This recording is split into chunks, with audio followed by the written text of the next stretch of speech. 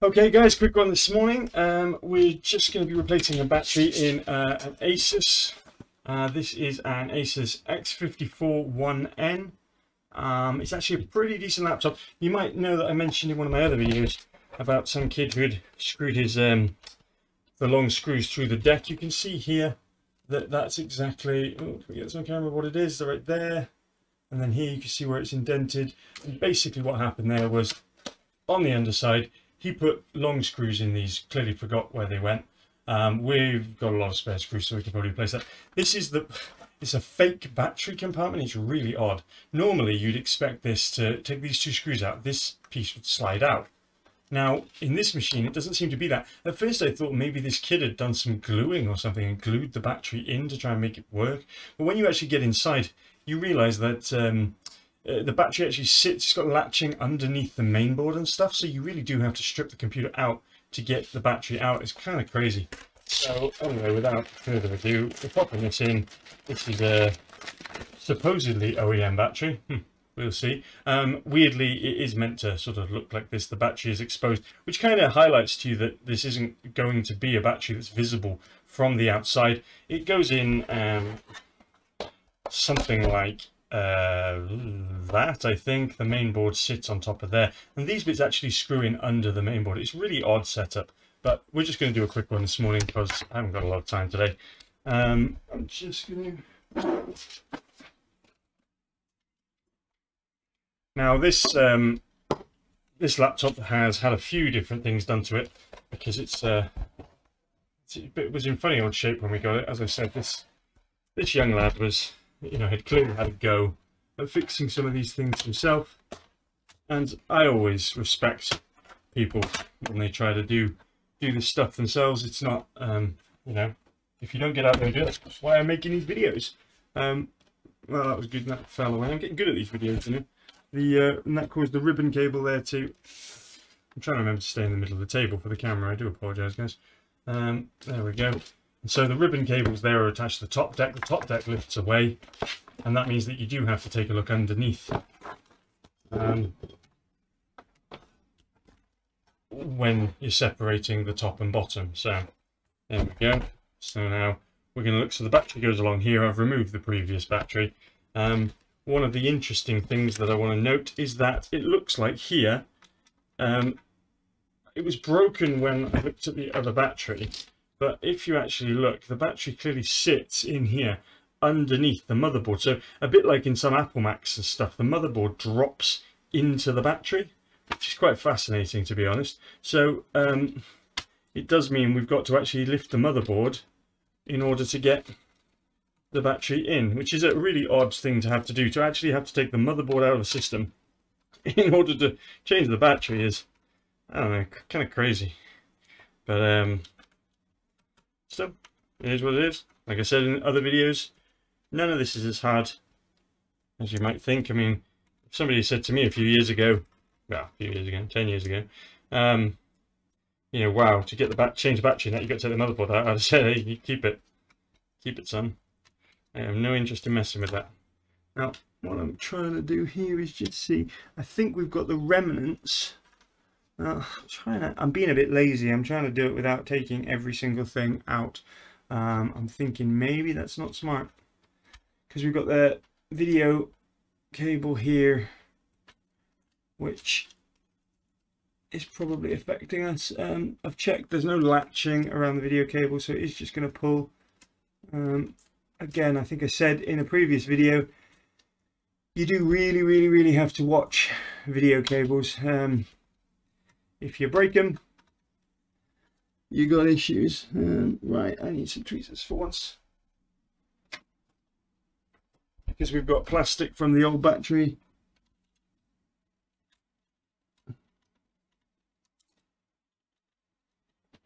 In there, so I don't know if you can see that. So that's the old latch. That is this part by here, I think. Not that part, this part, this part. So, but now we've got enough lift on the board here that we can drop this down underneath.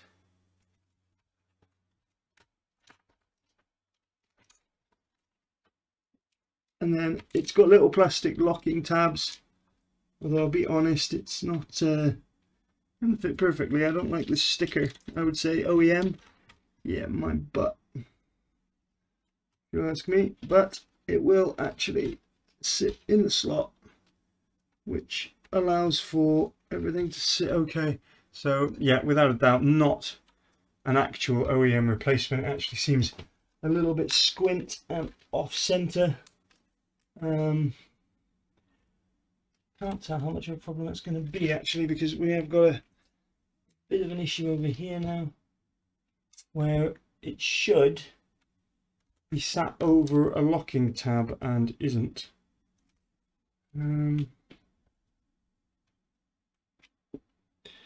Yeah, damn, that is weird. This battery is definitely not I would say this battery is definitely not the right one, although it will probably work fine. But that's a bit frustrating because yeah, you sort of wouldn't expect that. I'll probably go to the seller about that and moan. Although what would you do?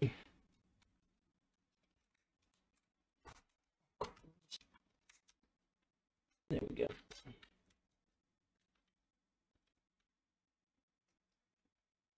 And there we go.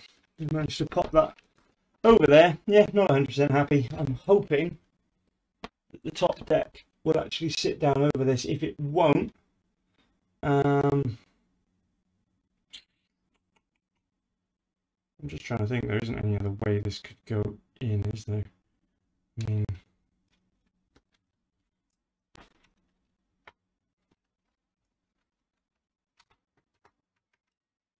it can't go. It almost feels like, you know, like it's backwards. But I'm fairly sure it's not. I'm fairly sure that the way this works is that it is. I'm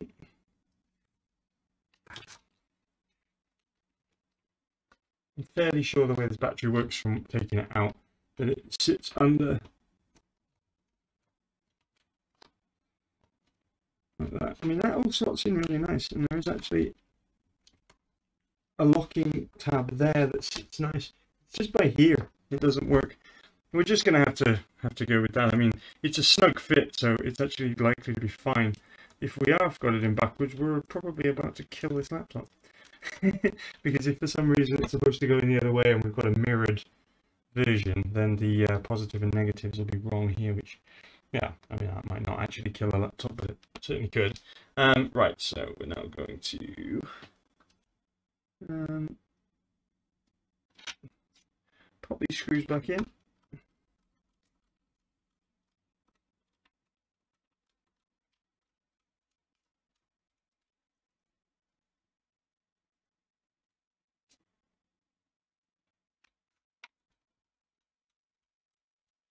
That one's quite a crucial one actually, because that one actually locks the motherboard down onto the battery. And as you remember from the last video I did, we talked about these little triangles on the motherboard. They remind you of where your screws go. So you've got to make sure that you get a screw in each one of those. Although, kind of annoyingly, there isn't one here. And I almost feel like there should be. You know when somebody's played around inside a laptop and you're not really sure what they've done. But I mean, it could be a screw through, so no, it definitely isn't. How do I put that? Where did I put that top deck? Yeah, there's no screws down from the top deck. So we know it's not an under the keyboard screw, and there is a hole there, so I'm going to need to go through some screw spares, find what looks to be an M2.5. I've got a lot of different screws that are about that. The key with laptops is making sure that you're just not putting in a screw that's too long. Oops. Sorry, computer. There we go. Because the thing with this screw here that was missing is it's part of it's the longest lever on the hinge retainer, meaning that that hinge was going to be flappy, which would definitely not have been good going forward. Yeah, so that, as they say, is that at the moment. Now this bit is like, I'll move this forward a little bit. This is very fiddly. I know that because I've already had this laptop apart. I'm not really going to be able to get this on camera. You can see you've got this flat ribbon into here, and you've got this one goes into the touchpad here. If you've seen any other videos, you'll know how those connectors go. It's just going to be really pretty much impossible for me to try and get that on camera with my setup, so I'm going to just do it awkwardly myself.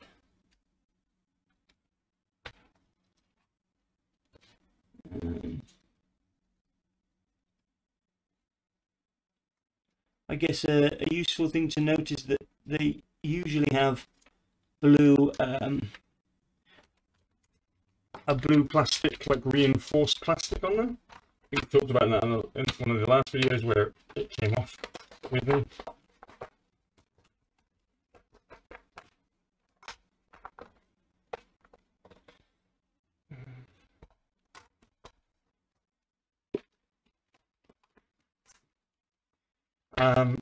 Yeah, well, yeah, we get some sort of problem in this corner, but it's probably due to there not being screws or to previous bad screwing. Now the question is, do we get power with a new battery? The old battery was completely dead, didn't hold any battery, didn't do anything.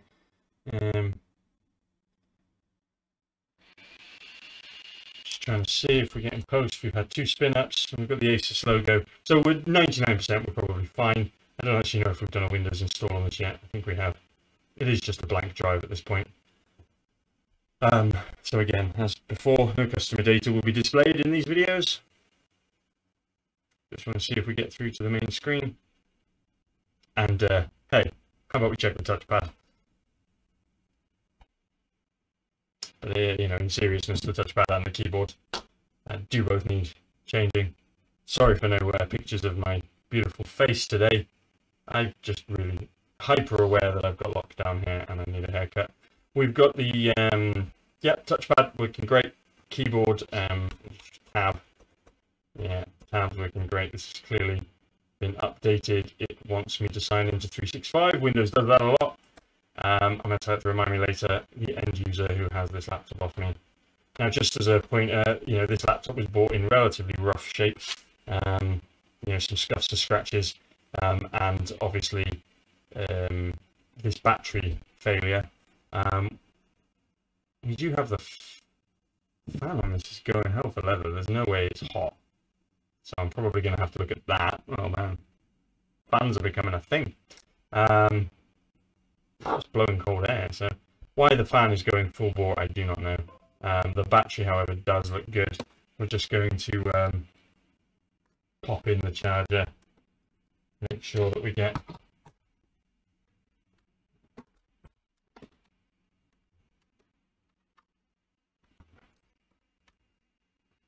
yeah, there we go. Charger pops in, says it's charging, battery health looks good. Yeah, so the only thing I'm not sure about now, the fan spin could be a hangover. Let's do a restart. When you reboot the when you dismantle some machines completely, especially with built-in batteries, okay, they know when they've had their battery removed, because in the old days you used to have coin batteries. You know, you remember these watch batteries that you used to use.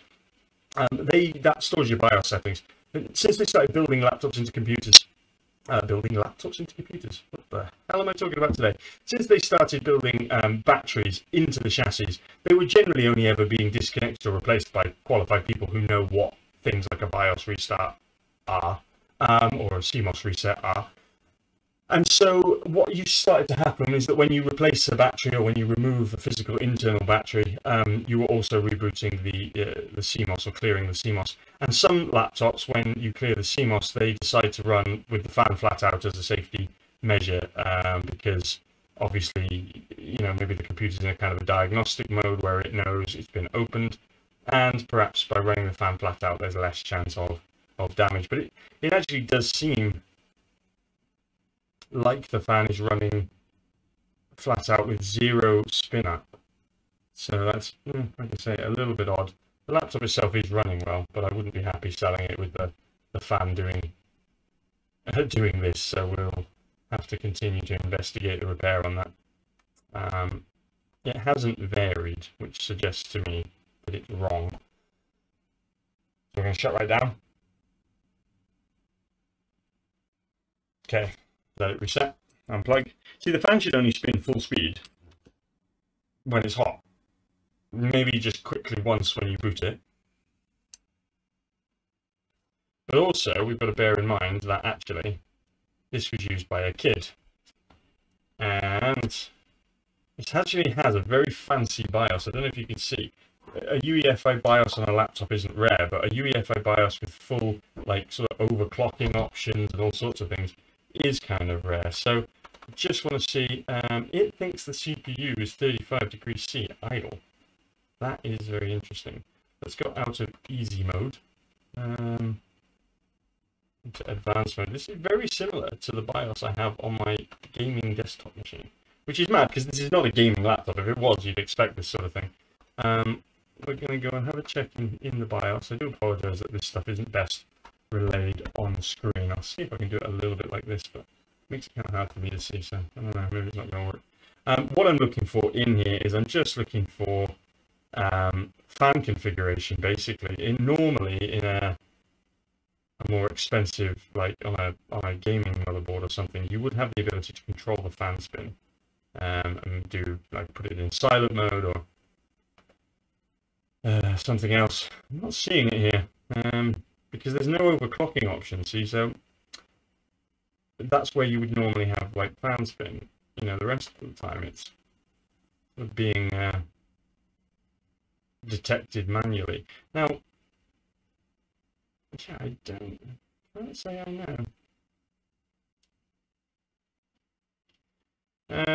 The Easy Flash utility looks like it does allow for, it's on version 309, and this is the x541na. So I'm just going to make a quick note of that.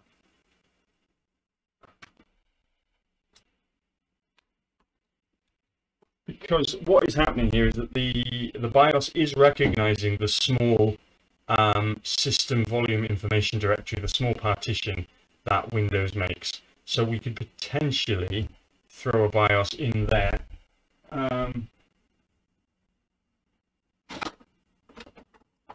However, I do have a BIOS ready key.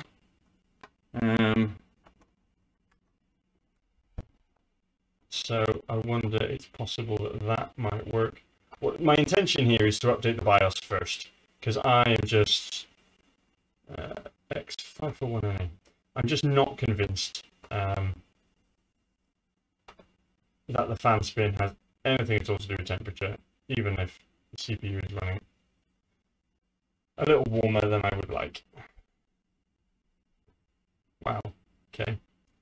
This is the touchpad does not work well in the BIOS at all. Save stage next. I think it's just a keyboard. I know better than that. Right.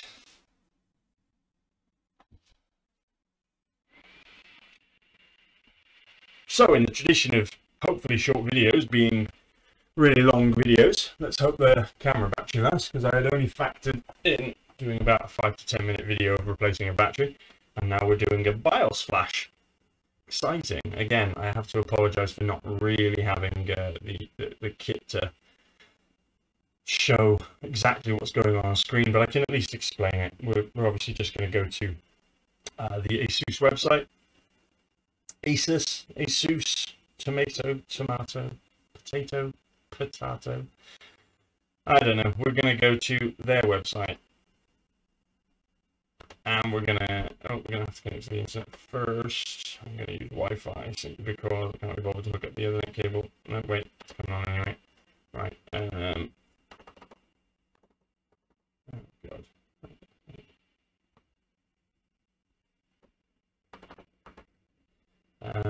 Probably should let this download all the drivers. It's entirely possible it could be something to do with the management system. Right.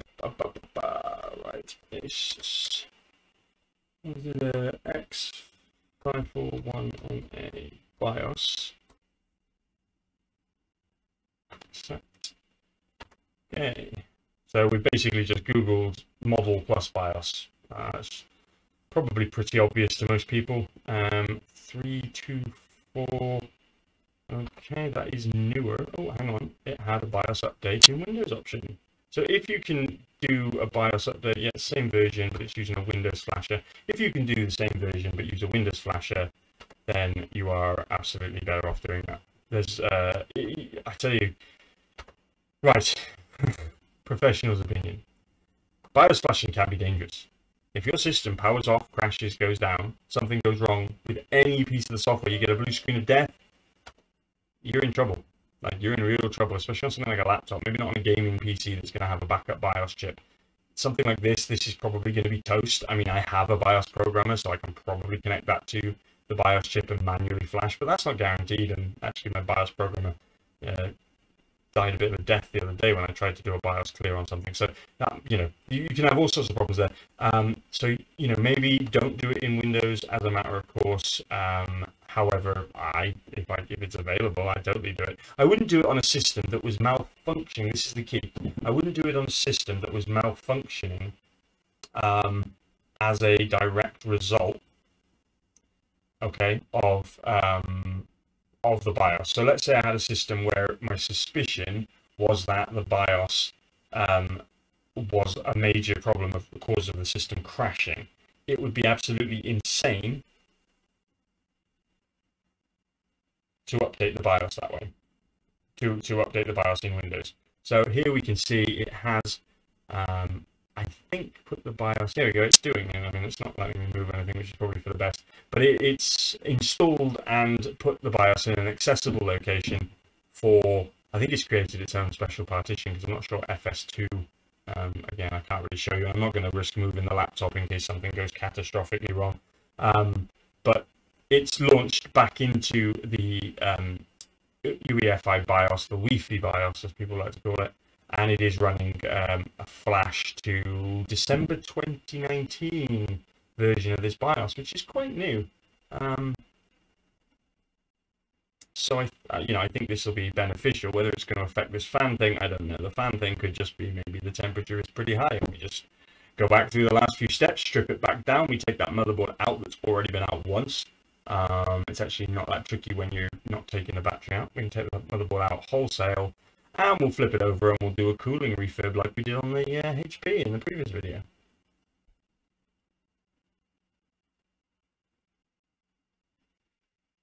For the record, I've never ever had a laptop or desktop, touch wood of course, never had a laptop or desktop be bricked in a firmware upgrade. I broke a Nintendo Wii, flashing the firmware that was completely legal, 100% honest gov, to the disk drive on it.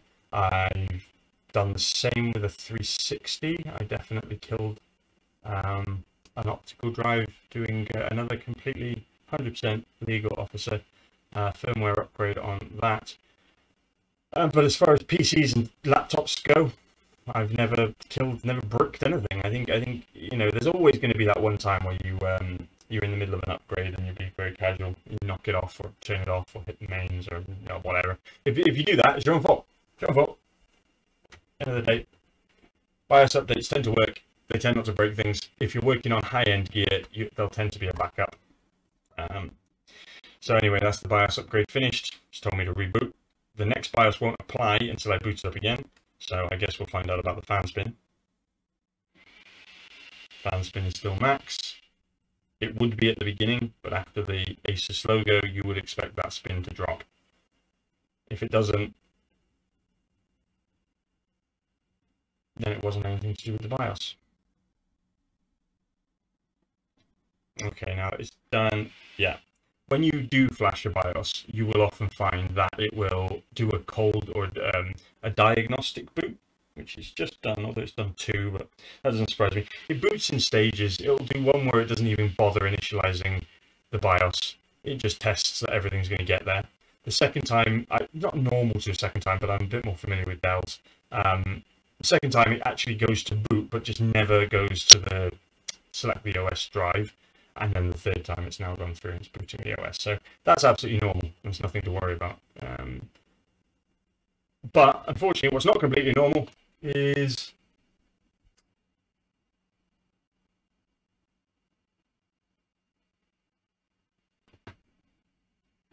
the fan spin because it's still really high. So we're going to do a couple of quick things because I don't have that much filming time left. We're going to go and get Core Temp. It's a nice free utility. Core Temp is a brilliant free utility that will allow you to monitor your hardware temperatures. Probably I would use manufacturers built-in ones like if you're on a high-end gaming system, you're going to have stuff that came with the motherboard or the graphics card that's going to measure all of this stuff. But when you are just using a general day-to-day PC or something lower end that doesn't have all that special kit, then you really do just want to load up something like Core Temp, just so that you can get an idea as to whether or not things are really running hot. Now, we are seeing a Core Temp of 43. I mean, it's nearly 50 degrees C, but I don't know. That don't seem all that hot for the fan running flat out. You know when you just think, has this kid changed something? I mean, the BIOS settings would have been carried across, for sure. So I'm going to have to go into the BIOS now. BIOSes tend to consist of a couple of different parts. They have the settings, and that's what's wiped when you do a BIOS reset. And then they have the actual BIOS itself, which you can only clear.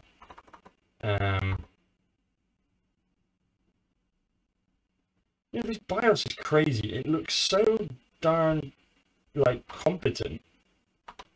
It really does, and yet it's not.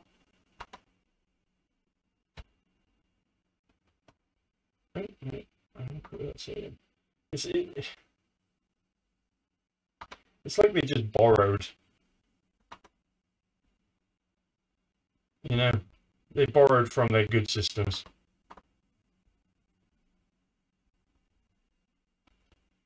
Internal pointing device.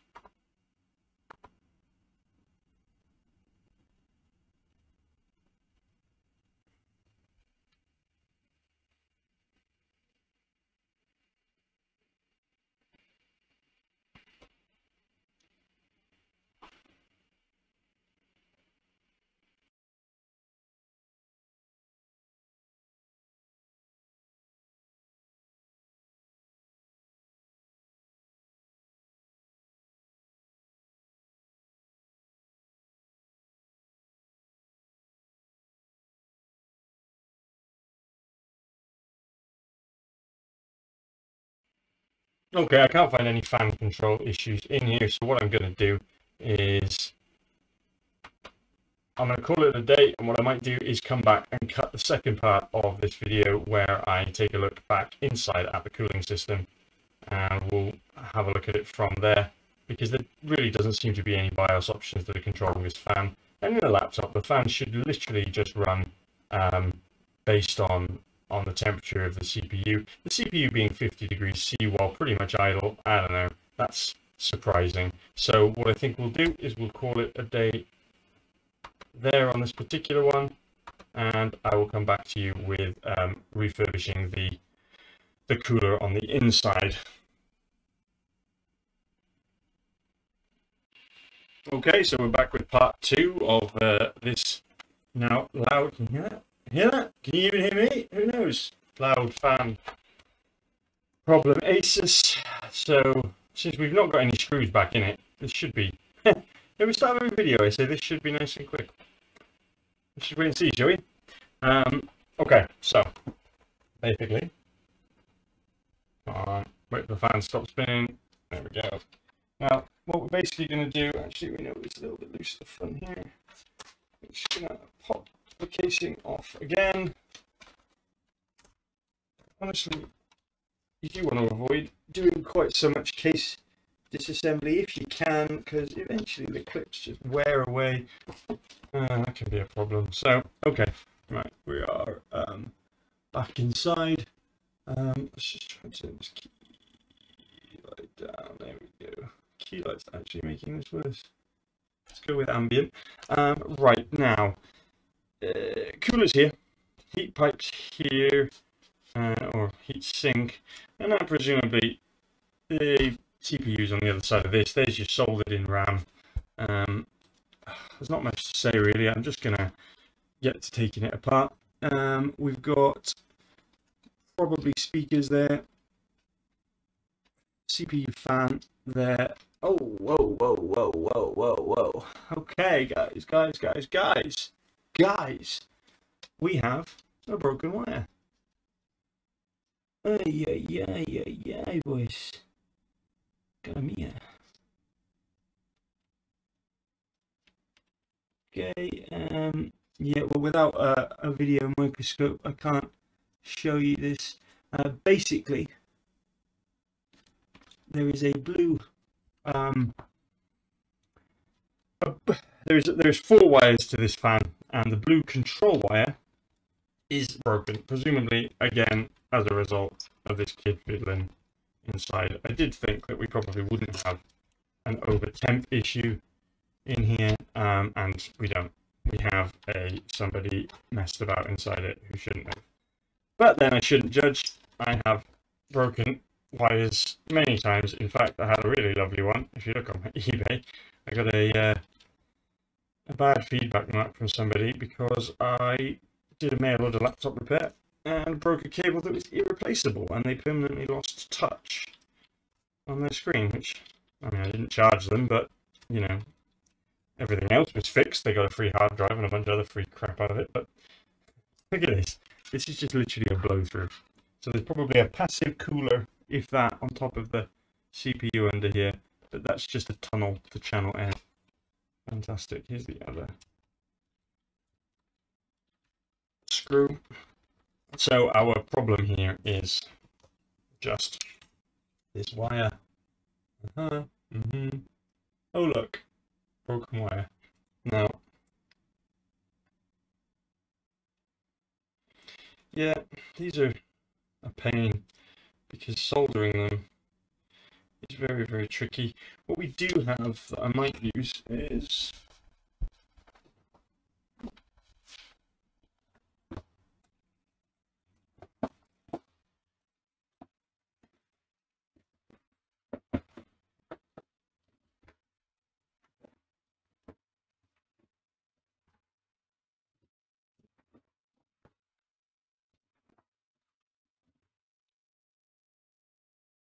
you know when you buy a thing and you have no idea where you put it, and then you can't find it when you're doing a video where you really want it? Yeah, I'm having one of those.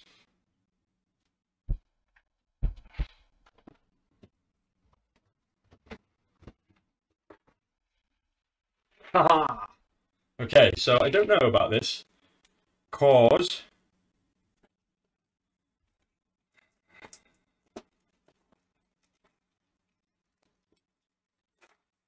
these are what these are is these are like simple solder joints, right? So you put them over, you line up the. So we'll take the smallest one, which is still going to be far too big. And the idea is that you feed the wire through it, and you get the 2 wires to mate up right in the middle where that solder blob is, and then you heat gun it and it all works. I don't think that will work. I think these wires are too fine. I think the odds are it's just going to be a case of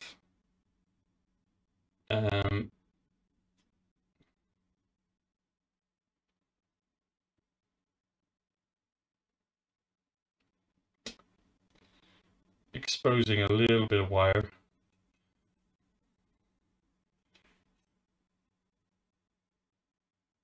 And then just using a soldering iron tip to melt the 2 sides together. So I'm not, like with a lot of things here, I'm not really equipped to video easily the solder setup, and I don't use this area as my soldering setup, so I'm just going to stop recording again, and I'm just going to come back to this video with a connected set of wires. Okay, what are we on, part 3? Basically, I've now reinstalled this. You won't be able to see, but I've soldered the two wires together, put a little bit of electrical tape around it. It's I promise you, even though you can't see it, it's definitely a really, really bad solder job because I'm just not the world's best solderer. But what it will do is it will hold certain, and at the end of the day, I am at this point only really interested in getting getting the machine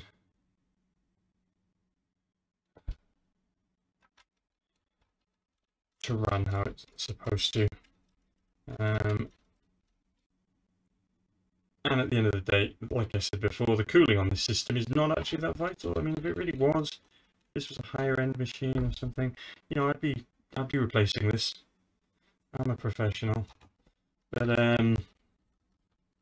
yeah, this is just cheap second-hand laptop. Not much going on.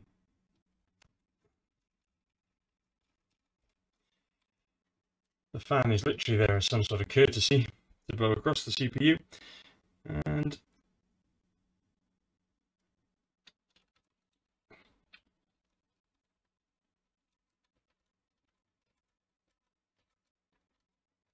that screw didn't feel great going in. It looks like it goes all the way down though, no problem. Okay, so there we go. Happy days. Now we've got to do this fiddly bit again that I can't show you. Remember, kids, if he doesn't show you something, conspiracy. Isn't that what the kids think these days?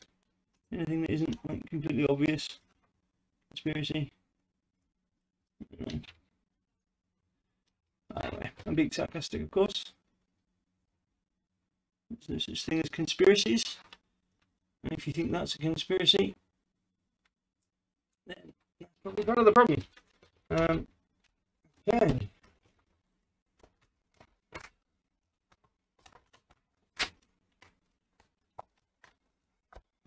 Yay.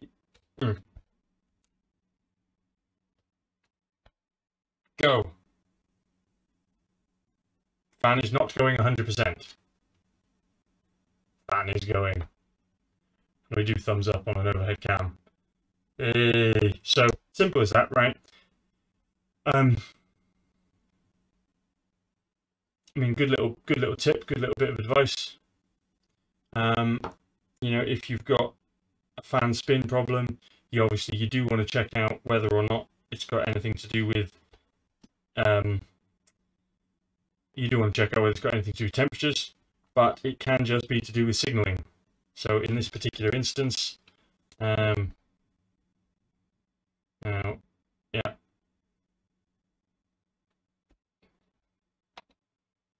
There we go, that's fine. So what I'm going to do here is just going to do a restart, but you know, we were having the fan running 100%. So clearly it was in a default state, thanks to it having been having that monitoring wire separated, and just a little bit of solder and a little bit of time, tape that wire back together and off you go. So there we go. So finally, after 3 parts, we've completed the repair of this Asus. So we've replaced the battery, and we've fixed the cooling after a couple of different goes. But we've also explored some of the options when you do have a cooling issue. So just to recap on that, I used Core Temp, which you can download for free off the internet. Core Temp told me that there wasn't really a temperature issue with the CPU. It was showing about 40 odd degrees, but in truth, if you really, you know, to see the fan at full, because it was at full, no question, it was loud, and laptop fans do not normally get loud. In order to, you know, it would have needed to have been 70, 80, 90 degrees C, which it could have been if there was another major fault or if there was a real problem with the cooler. That was not the case. It was 40 odd degrees, the fan was going flat out, so we had to look for something else. So I disassembled it to take a bit of a look, and there we go, we found a broken wire on the signaling connector, which was causing the fan to just default to a maximum velocity because there was no control of the RPMs. So that's it. We updated the BIOS as well. That was a handy part of it. Maybe we'll benefit the laptop for whoever ends up with this in the future. Hope you've enjoyed the video, and as always, hit like and subscribe. And if you need us, the details for contacting us are both on the website, and we've got a phone number on the video itself. Thanks very much, guys.